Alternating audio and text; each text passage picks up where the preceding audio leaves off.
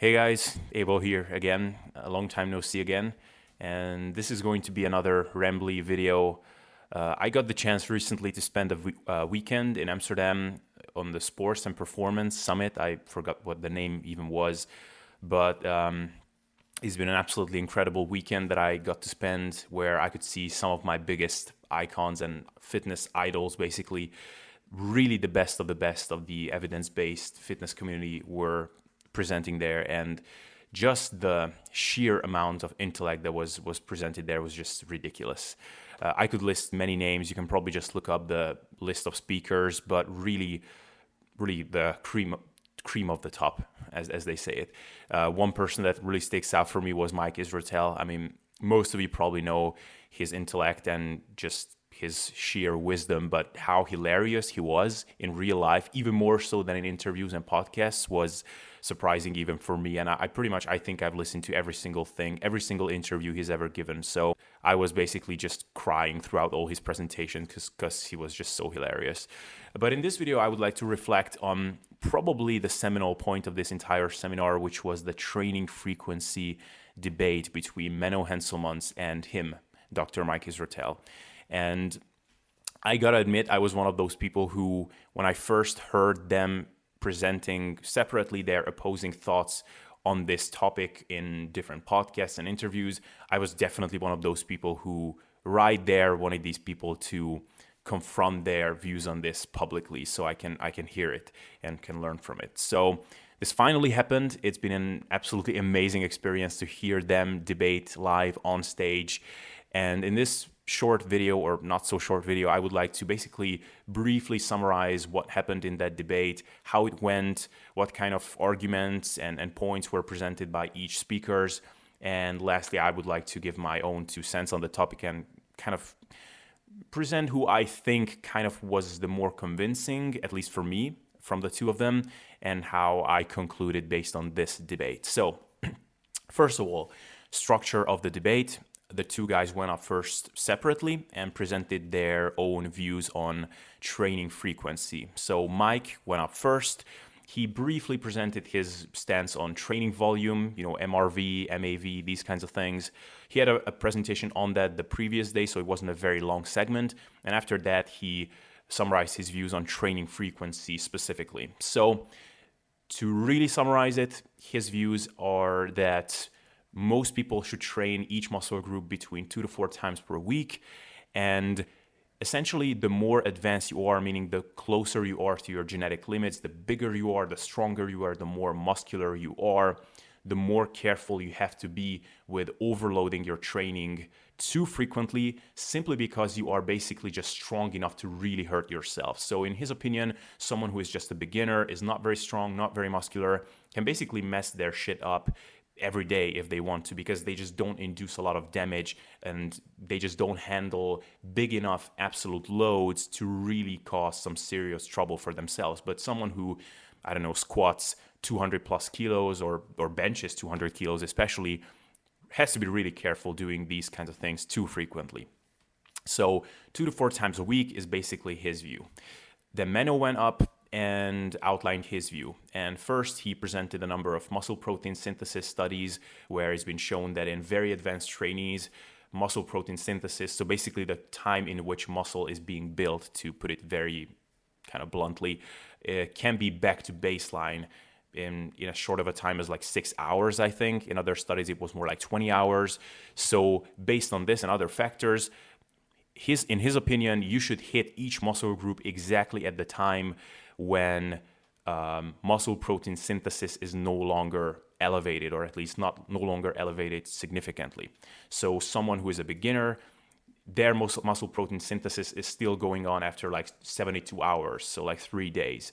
So for that kind of individual, even 1 session per week can suffice per muscle group. But for very advanced individuals whose muscle building rates basically are back to baseline very shortly, they will benefit from training every muscle group every day even. He presented some other theoretical and empirical evidence. So he outlined how High training frequency presents higher quality workouts because, for example, if you have a chest workout and you do bench and then push-ups and then flies, by the time you get to the flies, your workout quality will be just not very high. He also presented stuff on recovery. So high training frequency is a good active recovery for your joints. Your sleep quality increases, so you recover better. Also, some mechanistic research that showed that more trained muscles have more blood vessels, more myonuclei, so their recovery capacity increases over time as they become more trained. And basically on recovery, well, I'm going to touch on recovery in a second. He also listed some training studies in which different training frequencies, volume equated different training frequencies were compared. And for example, 9 sessions a week protocol outperformed the 3-day-a-week protocol. Also presented, of course, the now famous, still not published, but famous Norwegian frequency project, where 6 sessions a week with the same volume did much better than the 3-day-a-week protocol. And what else was there? I think that was largely it. So in short, his views are that the more advanced you become, the more frequently you should train each muscle group. So his most advanced clients and himself even trains every single muscle group every single day, 7 times a week. So now came basically round 2, where the actual debate began. The first thing you should know is that this debate was not just on training frequency per se, but more specifically whether more advanced people will benefit from more frequent training. The 2 main points of contention were basically, for one, recovery. So in Mike's views, very frequent training has some specific characteristics to it that make it inherently more dangerous than less frequent training. And the other thing was per session volume. So in Mike's views, you need, as you become more advanced, you need a certain amount of, as he calls it, homeostatic disruption in any given session to really induce growth. And if you train very frequently, even if your weekly volume will be the same, your per session volume for any given body part will be obviously smaller. So let's touch on the recovery point first. So Mike said that fatigue is accumulating in various systems in the body, in your joints, tendons, connective tissue as a whole, in your hormonal profile, so testosterone to cortisol ratio, in your nervous system. And if you never take a significant amount of break during the week from overloading your muscles, then this fatigue will accumulate to the point where all of a sudden you suffer an injury, even if your performance is continuing to go up. And Menno's opposing view to this was basically that for joints, performance is a very good proxy because of the studies he listed, and that in the literature, there's just no real evidence that muscle recovery and joint recovery are very separate things. So for example, and the same thing applies in his view to the nervous system. So peripheral nervous system is a site-specific process or a very local process. So for example, in your chest, if you are stronger from one session to the next, that is a very good proxy for overall recovery. So that should indicate to you that the adaptation process is complete, you have recovered. And as far as central nervous system, according to Menno, that's very dubious from the research that even exists. So he would contest the idea whether, for example, benching heavy on one day will impact your ability to deadlift heavy the next day. Mike said that while this might be contentious in the literature, anecdotally, any high-level athlete can tell you that doing heavy lifting on one day will impact your ability to lift heavy on the next day, even if it's a different movement pattern. As far as connective tissue issues, one thing that quickly got cleared out is that Menno is not advocating squatting every day or benching every day, that it's a carefully designed rotation of exercises and intensities and training loads so that your recovery is managed and the high training volumes are accommodated, basically. So that is, I'm only saying this because one concern of Mike was overuse injuries, and he did admit that rotating exercises and intensities carefully will greatly mitigate the risk of you suffering connective tissue damage, but he said that it will still not save you, in his opinion. And that was big disagreement, because Menno said that if you vary training loads and intensities across different days, then you're basically always inducing a little bit of a different type of fatigue in your muscles and in your tendons, and that is probably sufficient to eliminate great risk of connective tissue damage.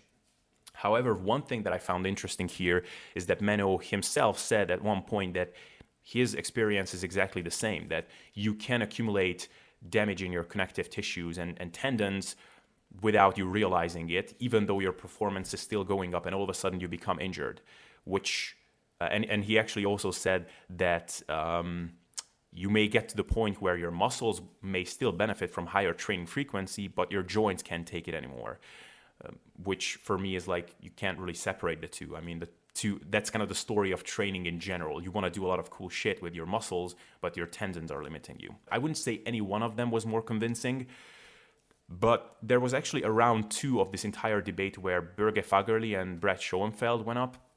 And Børge Fagerli, who is actually the person who, as far as I know, introduced Menno to the whole high training frequency concept, said that there is this sweet spot where experience meets science. And he had clients who greatly benefited from daily training. But he had also other clients who simply could not take more training frequency than 3 times a week, even with intensity and volume and lifestyle factors being managed, because their connective tissue health and maybe just overall body protein turnover could just not handle that high training frequency. And if I may just give my own 2 cents on this, that is exactly my experience. My connective tissue is just not very well put together for strength training, unfortunately. And I found that no matter how I tinker with things, I just cannot take more than 3 times a week for any given body part in general. Now, I have more body parts that are more susceptible to injury than others, but even things like my elbows or knees that are not particularly sensitive, if I train them consistently more frequently than 3 times a week, I just get to that point where I feel like I'm permanently pushing against the limits of something popping. And many times I had to drop loads and regress back in weight because I was just feeling like I am just going to get injured if I continue this on Romanian deadlifts, for example. So that was an interesting thing. Also, from the central nervous system fatigue perspective, Mike said that what we think of as central nervous system fatigue may be just chronic sympathetic overdrive, which may affect things like your appetite and your immune system and stress levels. And that is, again, one thing that I experienced firsthand. At one point, actually, my performance has never been that good. I was hitting PRs in the gym all the time. I was gaining strength like crazy. My performance was going up. So according to Menno's views, that should indicate that my recovery was complete. But I was always feeling beat down. I was getting sick all the time, which normally doesn't happen. I couldn't sleep well. My stress levels were through the roof. And probably I was just adapting to a very high training stimulus, but my strength was going up. So in theory, my recovery should have been complete. But I was just feeling beat down, and I kept pushing, and I got injured badly. Now, one last thing I have to say on this is that one reason why high-frequency training might be problematic here is because it's just so efficient and effective in gaining strength and overloading your workout. I mean, anybody trying high-frequency training will find that you gain strength very, very quickly. And I think for guys whose connective tissue is just not that of a god, you may get into trouble just because you're basically gaining strength almost too fast for your own good. Now, this may sound very bro-science-y, but I think that's exactly what happened in my case. So it might be the case that when you're condensing your workout volume for any given body part in one given or fewer sessions, the fact that you're too weak by the end of those workouts to really hurt yourself may be what actually saves you. So that's one thing to consider. I'm not sure. Next point, per session volume. So again, in Mike's views, when you get very advanced, your muscles and your entire body is just so resistant to making gains that you really have to mess your shit up in any given workout to really force your body basically to adapt and get bigger and stronger, more muscular. And Menno said that he's not actually convinced that there is such a thing as a minimum threshold of volume that you need to hit in any given workout. Now, one thing that was very interesting here is that Menno actually said that, well, I do agree that one set per muscle group might not cut it at the advanced level, that you can gain good strength, but for muscle growth, it's just not going to cut it, which, well, then you kind of admit that there is such a thing as a minimum threshold of volume.